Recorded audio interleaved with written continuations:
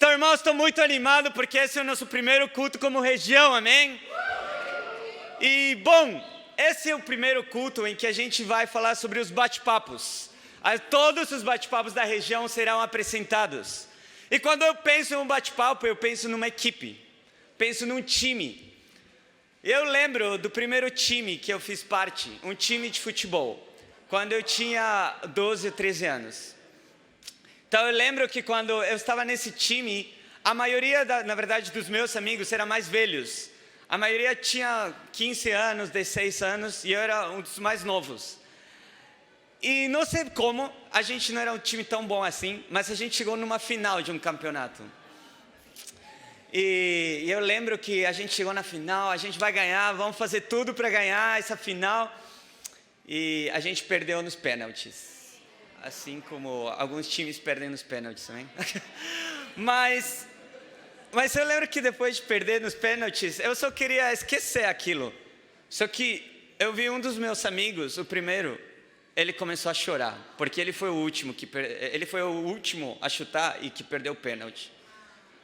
Aí depois eu vi o outro, e todo mundo começou a chorar. Aí eu falei, o que eu faço? Aí eu comecei a chorar também. E foi idiota, assim, eu não entendo por que eu chorei nesse momento. Não fazia nenhum sentido. Mas eu acho que depois disso eu conseguia me controlar um pouco mais o choro. Mas muitas vezes quando a gente tem time, quando a gente tem equipe, a gente quer fazer tudo junto com o time. Tudo junto com a equipe. Isso é um bate-papo.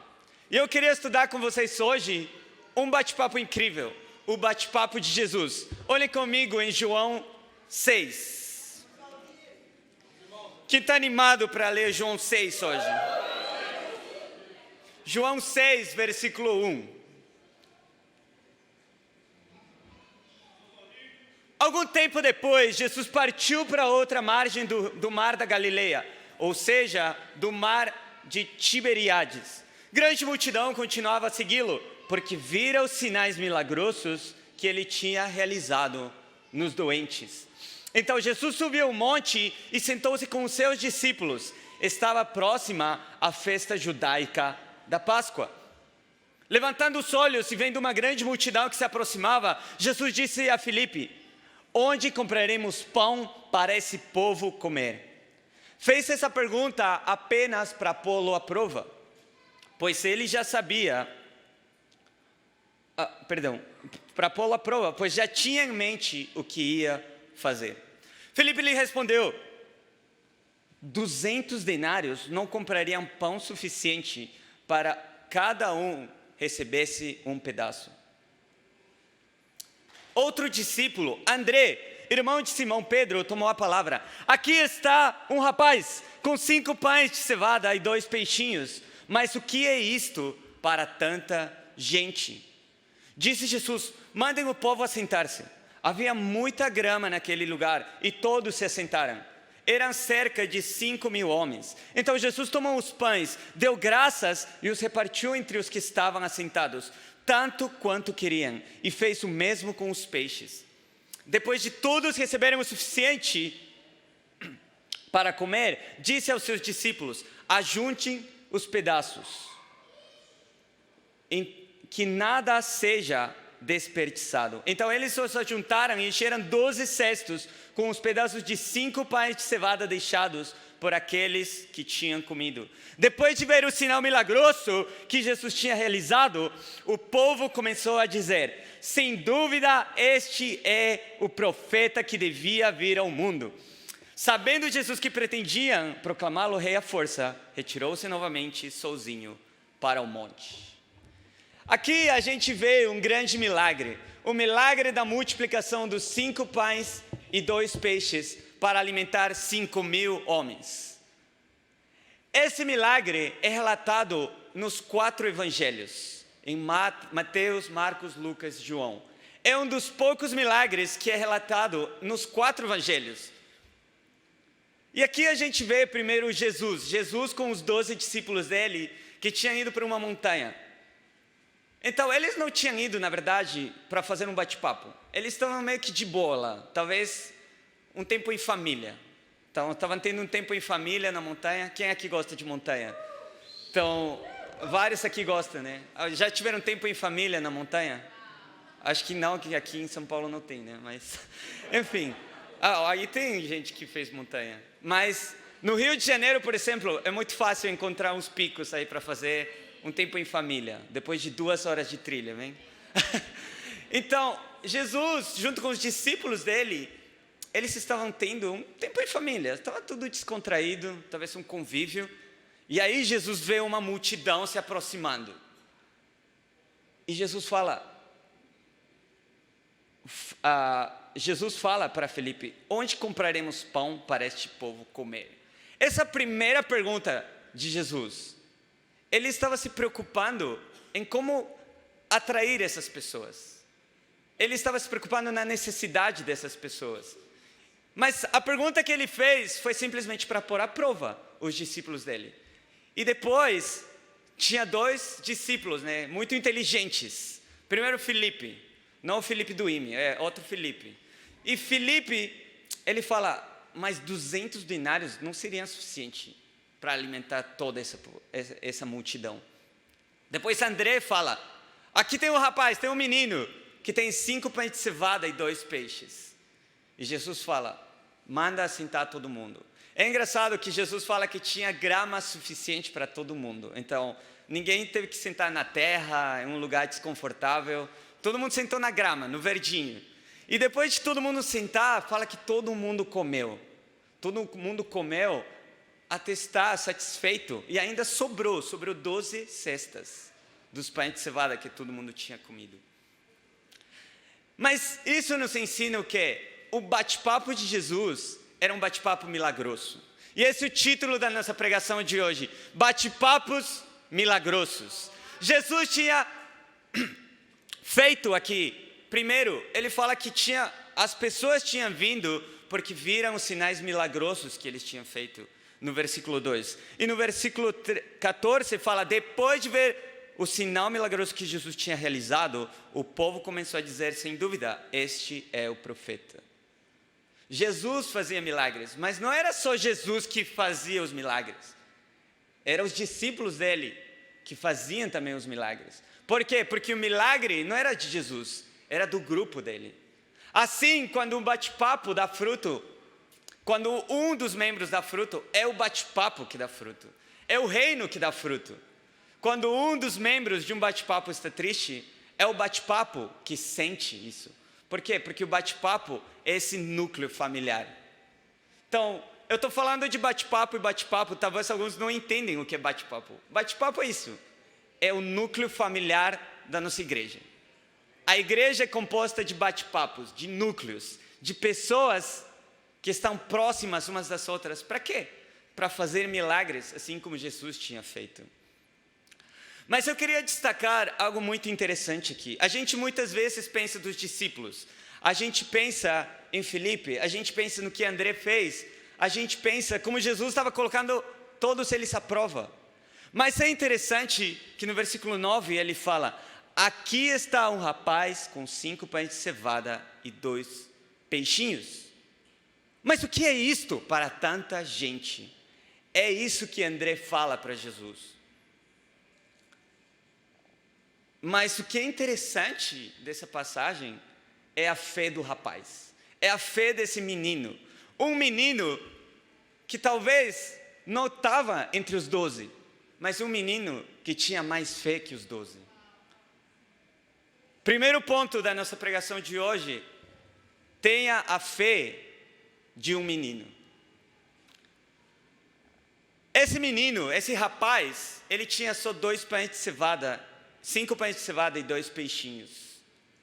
Isso, para um adulto, representa nada, frente a uma multidão de 5.000 pessoas. 5 pães de cevada e 2 peixinhos não representaria nada para os 3 irmãos que moram na Rap do Butantã. Literalmente nada. Talvez até para a Rap das irmãs não representaria muito. Mas para esse menino era tudo que ele tinha. E é interessante que quando André ele se aproxima de Jesus e ele fala: aqui tem um rapaz, não é porque André buscou esse rapaz, é porque esse menino, ele foi para André. Porque ele provavelmente ouviu que Jesus falou: o que daremos de comer para essa multidão? E esse menino, ele simplesmente pensou: eu tenho aqui 5 pães e 2 peixes. Talvez eu possa oferecer isso para Jesus. E ele foi junto com os pães dele, junto com os peixes dele. E ele ofereceu isso. Mas André falou: o que é isso para tantas pessoas? Esse menino está doido. Ele não está entendendo o que está acontecendo aqui. A gente tem que alimentar 5.000 homens. E sem contar as mulheres, sem contar as crianças. E pensem nisso, irmãos. Pensem em uma criança. Imagina o ministério das crianças. Você acha que seria fácil você chegar uma criança aí e essa criança tem um chocolate, o Kinder Ovo, com um brinquedo, né? E ele tem o Kinder Ovo e você fala: rapaz, me dá esse Kinder Ovo. Você acha que a criança vai soltar esse Kinder Ovo? Eu acho que não, né? Ele vai estar: sai daqui, tio. Me deixe com o meu Kinder Ovo. Eu quero o meu brinquedo. Sai daqui só. Mas ninguém chamou esse menino. Esse menino, ele se aproximou de Jesus com um coração puro, com um coração nobre. Simplesmente porque ele tinha fé que tudo que ele tinha era o que Jesus podia usar para fazer um milagre extraordinário. E Jesus fez isso. Jesus fez, talvez com um pouco de recurso, mas com uma fé maior, com uma fé inacreditável. E o que isso nos ensina, irmãos, para a gente, como discípulos, como família, como bate-papo? O que isso nos ensina é que não importa os nossos recursos, senão o que importa é a nossa fé. A nossa fé para nos aproximar de Jesus. A nossa fé para nos aproximar dos outros irmãos. Para nos aproximar do líder. Para nos aproximar dos discípulos que a gente tem, tanto que discipula, quanto as pessoas que nos discipulam. E nos aproximar com fé, com tudo que temos e oferecê-lo com um coração puro. Mas o que acontece muitas vezes, irmãos, que ao longo dos anos, quanto mais tempo a gente ganha como discípulos, muitas vezes a gente vira mais racional. A gente começa a medir as coisas. A gente começa a agir mais de acordo com as nossas medidas. Se eu faço isso, vai ter tantos convidados e vai ter tanto de fruto. Ou talvez às vezes nem tem e a gente fica frustrado e a gente cada vez faz menos ou faz de acordo com o que a gente vê, com o que a gente acha que a gente sabe. Mas eu quero, irmãos, exortar vocês a ter o coração do menino. A ter o coração de um menino que, cara, eu não sei nada. O único que eu sei é que Jesus pode multiplicar qualquer coisa que eu dê para ele. E me aproximar de Jesus. Talvez sim, talvez os meninos muitas vezes não tenham razão. Talvez os adultos é que tenham a razão. Mas sabe de uma coisa, irmãos? A fé começa onde a razão termina. Você só vai ter fé quando você parar de agir simplesmente pela razão. Isso significa que fazer loucuras, ser louco para as pessoas. Talvez as pessoas vão achar igual que André achou do menino. O que é isso que você está trazendo para o que a gente quer realizar? Cara, é nada. Mas esse menino tinha uma fé baseada unicamente em um coração puro. Uma loucura, mas essa era a fé dele. Isso me inspira, irmãos, porque isso nos ensina que Deus pode usar mesmo as pessoas menores que a gente pensa, pela nossa razão.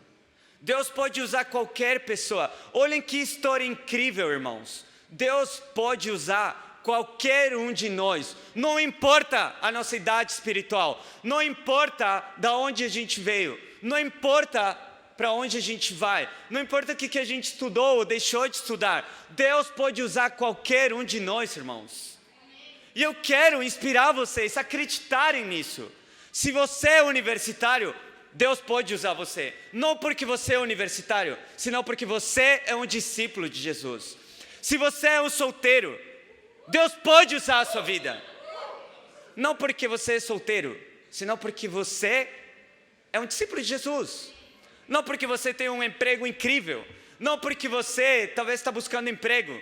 Não porque você não está namorando e tem mais tempo. Não é por isso. É simplesmente porque você é um discípulo de Jesus. E os casados, que tem casados aqui? Eu sou casado também, amém? E eu sou universitário ainda. Mas casados, Deus quer usar a sua vida. Deus pode usar a sua vida. Não pelo tempo na fé que você tem. Não pelo que você faz ou pelo que você deixa de fazer. Deus quer usar a sua vida e Deus vai usar a sua vida pela sua fé. Porque você é um discípulo de Jesus, irmãos. E eu quero inspirar cada um de nós, irmãos, esse 2023, a ter um coração de menino, a ter um coração de criança, a começar esse ano pensando dessa forma. Sabe o que? Eu tenho 8 anos na fé, mas hoje é o dia que Deus pode usar a minha vida como nunca antes. Cada dia, irmãos, pensar dessa forma. Porque assim, a gente não vai esperar simplesmente um dia do bate-papo para a gente evangelizar. A gente não vai esperar simplesmente um dia de campanha para a gente evangelizar. A gente vai ter isso no nosso coração. Se cada dia a gente pensa isso, os 5 pães que eu tenho, os 2 peixes que eu tenho, os 30 minutos livres, a 1 hora livre que eu tenho, eu não vou gastar em YouTube, eu não vou gastar em Netflix, eu não vou gastar no sofá deitado. Eu vou evangelizar, eu vou chamar pessoas, não porque hoje é o meu bate-papo, senão porque hoje Deus pode fazer um milagre na minha vida. Deus pode fazer um milagre na vida de 5.000 pessoas. Esse tem que ser o nosso coração, irmãos. Cada dia podemos ser usados por Deus. Não impeçamos os milagres de Deus acontecer na nossa vida e na vida de outras pessoas, esperando o dia do bate-papo, esperando uma campanha. Vamos fazer acontecer ainda hoje, irmãos. E esse era o coração desse menino. Esse era o bate-papo de Jesus, um bate-papo estruturado. Jesus tinha os 12 discípulos dele. E outra coisa que eu queria chamar também a igreja, eu queria cada um de nós chamar, irmãos, a tomar uma decisão. Me inspirou o exemplo do nosso irmão Alexandre, quando ele mandou o áudio. Mas esse áudio é de verdade, irmãos. Muitas vezes o bate-papo não começa porque um dos discípulos ainda não chegou no horário. Muitas vezes, talvez as pessoas nem avisam e alguém tem que casar você, tem que estar procurando. Mas Jesus aqui já estava com os 12. Jesus estava pronto para pregar em qualquer momento. Esse tem sido o seu coração com o seu bate-papo?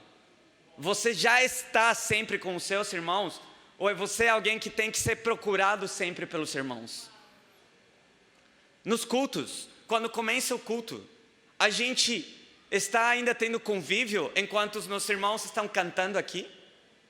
A gente ainda está resolvendo coisas enquanto os nossos irmãos estão dando coração aqui no coral? Isso significa zelo para Deus, irmãos. O culto é simplesmente o quê? A união de todos os bate-papos. Então vamos dar todo o nosso coração, irmãos, para louvar o nosso Deus, para estar prontos para louvar a Deus em qualquer momento. Não esperar alguém nos chamar, não esperar alguém insistir, mas termos o coração do menino, nos aproximar de Jesus, sim mesmo Ele pedir para a gente. Amém, irmãos? Então vamos ter essa fé do menino, a fé de poder ser usado por Deus em qualquer momento da nossa vida. E olha que incrível, irmãos, as pessoas, todo mundo quer ser jovem para sempre, não é isso? Todo mundo quer se manter jovem, todo mundo quer ter a pele lisa, ter cabelo para sempre, todo mundo quer isso. Então, fisicamente a gente não consegue isso, mas olhem isso, pelo poder de Deus a gente pode ser um menino, uma criança, até o final da nossa vida espiritual. Então mesmo você tendo 80 anos um dia, você pode falar, eu quero ser uma criança espiritual. Eu quero ter a fé de uma criança. Olhem que incrível, irmãos, esse privilégio. Deus nos dá o privilégio de ser jovenzinhos pelo resto da nossa vida. Amém? Então não se preocupem pela sua idade. E algo interessante que eu estava pesquisando também era sobre os 5 pães de cevada. Então, os 5 pães de cevada alimentaram as 5.000 pessoas. Um pão de cevada para 1.000 pessoas. Mas na verdade isso não importa, porque a fé não se mede. Mas olha o que fala em Juízes capítulo 7. Juízes capítulo 7,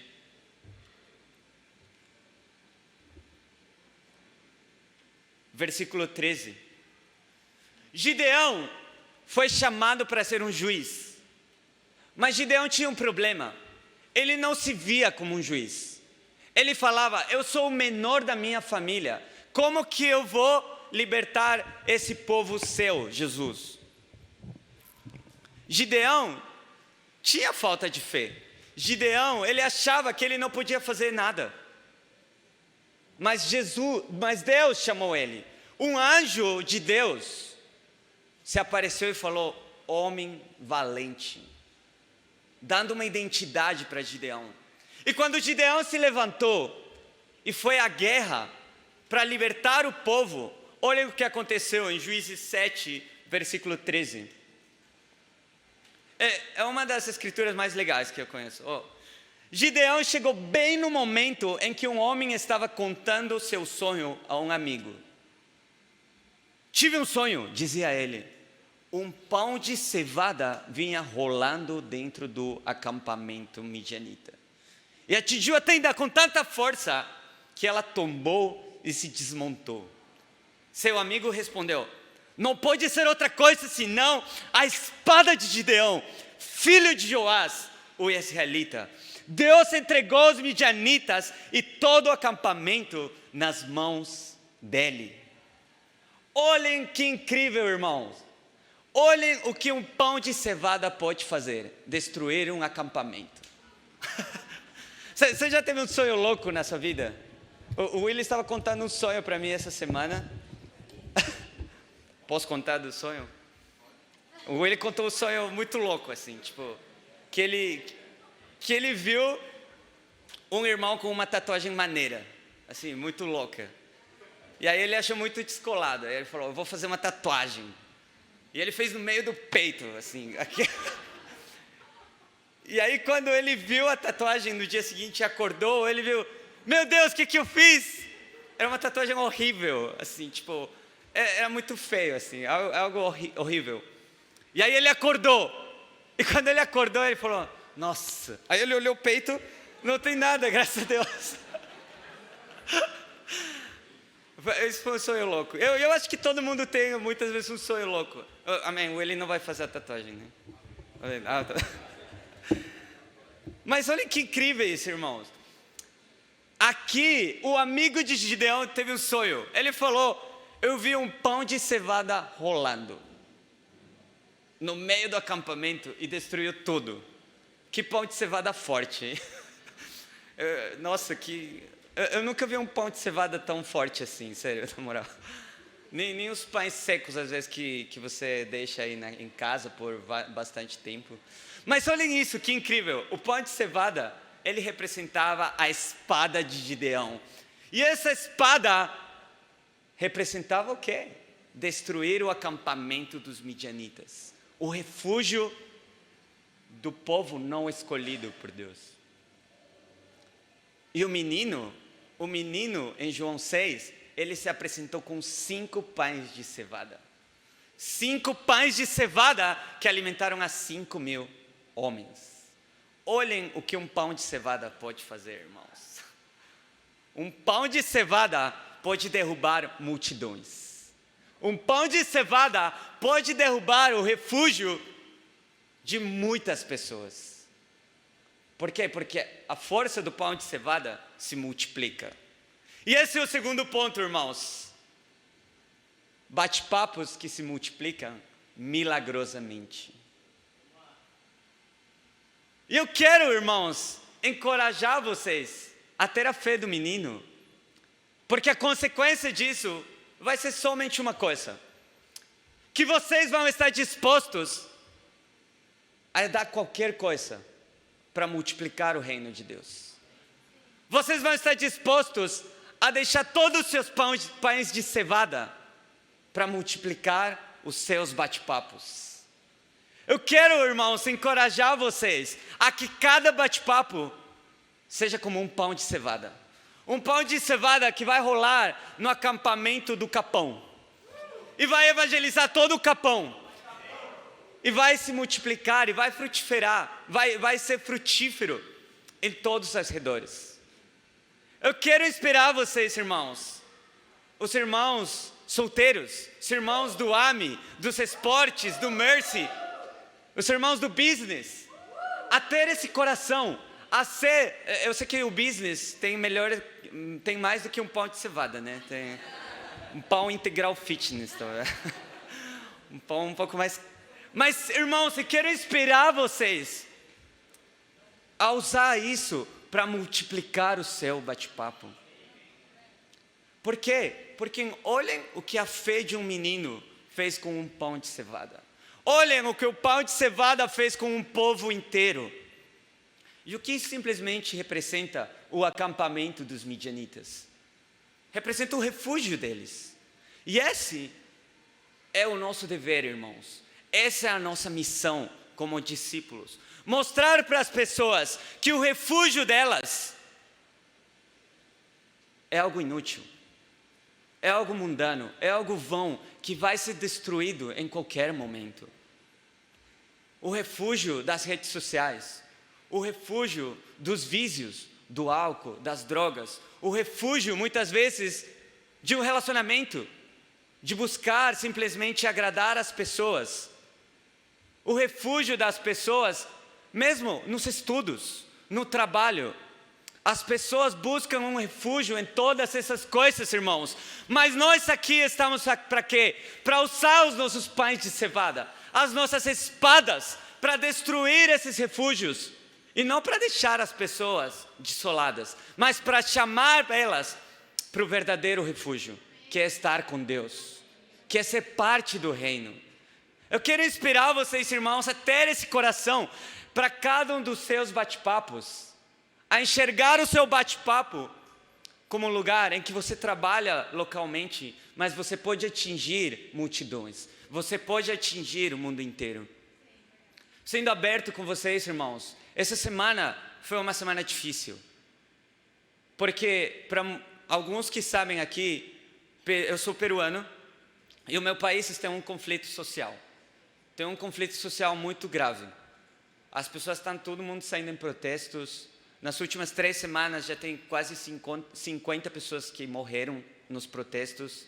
Tem policiais morrendo, tem pessoas na rua que protestam morrendo.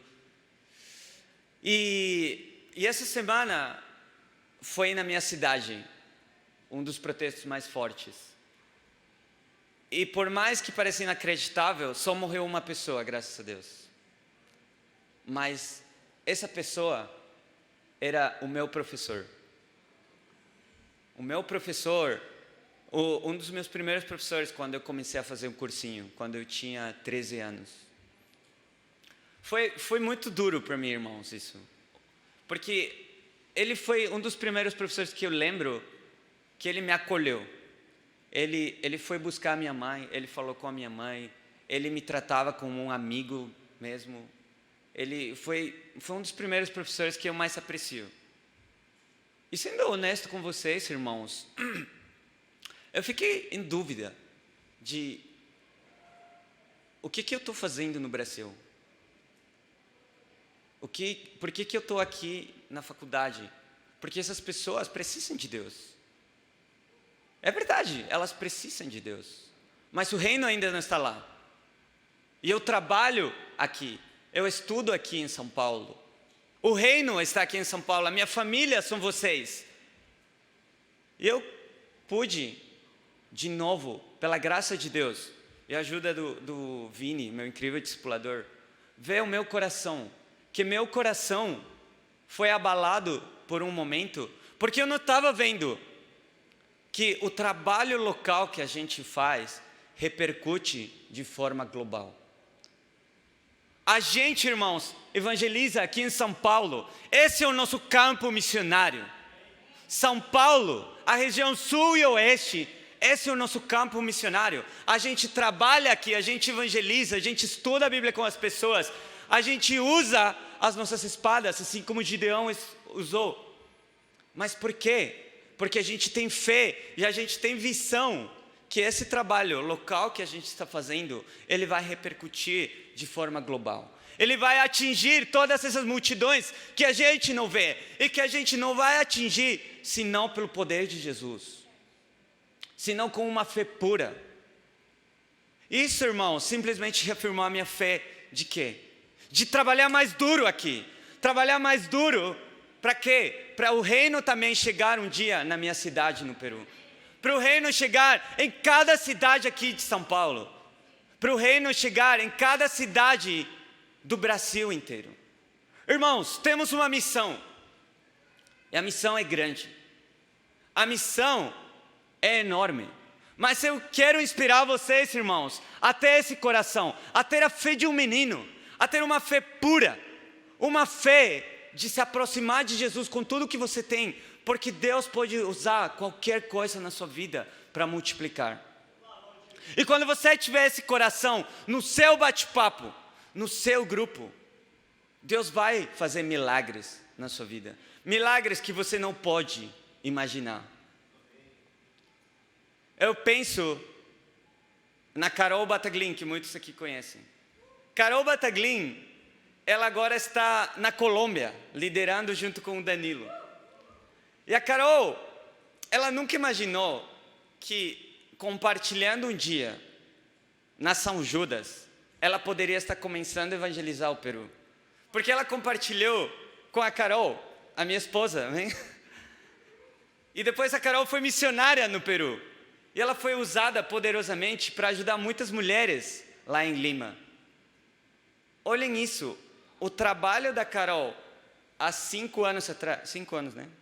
5 anos atrás, está repercutindo até hoje.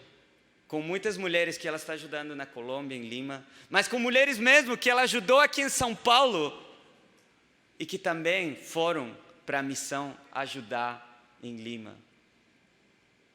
Irmãos, eu quero inspirar vocês a ter esse coração. O que vocês fazem hoje, irmãos, vai ecoar pelo resto da eternidade. Para concluir, irmãos, hoje a gente viu sobre o que é um bate-papo milagroso. Um bate-papo milagroso, ele simplesmente é o conjunto de discípulos, mas não qualquer discípulo. E a gente vai ser esses discípulos, discípulos que têm a fé de uma criança, que não se importa com as variáveis, que não se importa com o entorno, que não se importa com o que passou ou que haverá de passar, que simplesmente se importa com o que pode dar agora para Deus, e faz isso com todo o coração. E com esse coração, irmãos, a gente usando esses pães de cevada, as ferramentas que Deus nos deu, as espadas que Deus nos deu, as armas que Deus nos deu, a gente vai poder multiplicar para 50, multiplicar para 100, multiplicar para 1000, para 5000. Eu quero inspirar vocês, irmãos, que os grupos que agora a gente tem, podem sim ser pequenos para essa enorme população de São Paulo, para essa enorme população da Zona Sul, da Zona Oeste, mas é só isso. É só esse grupo que Jesus precisa, com todo o coração, para multiplicar e chegar nos milhões de pessoas aqui em São Paulo. Amém? Então, irmãos, vamos dar todo o coração, cada dia, lembrando que a gente pode ser usado por Deus cada dia da nossa vida. Lembrando que Deus pode usar a gente, qualquer pessoa, no momento que a gente menos espera. Lembrando que Jesus está disposto, irmãos, a dar tudo pela gente. Jesus está disposto a ver uma região, não mais de 100 pessoas, senão de 200, de 1000 pessoas. E o único que Jesus precisa da gente é uma fé que esteja disposta a dar tudo para Ele. Amém, irmãos? Eu quero inspirar vocês a ter esse coração e para Deus seja glória. Amém.